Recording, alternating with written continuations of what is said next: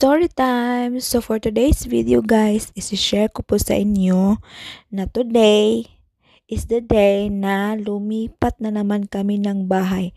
Pagkatapos po ng isang buwan namin dito na tumitira, is napagpasya naming mag-asawa na lumipat na naman kami ng bahay na much more closer sa trabaho ng asawa ko.